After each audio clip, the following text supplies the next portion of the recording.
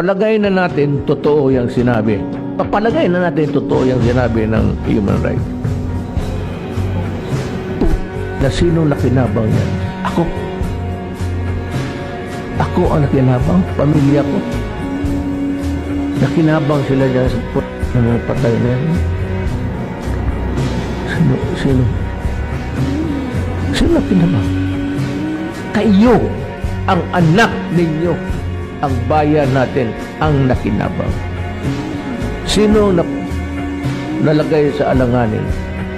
Ako, pamilya ko, yung buhay nila, gagantay ang mga yawa na yan.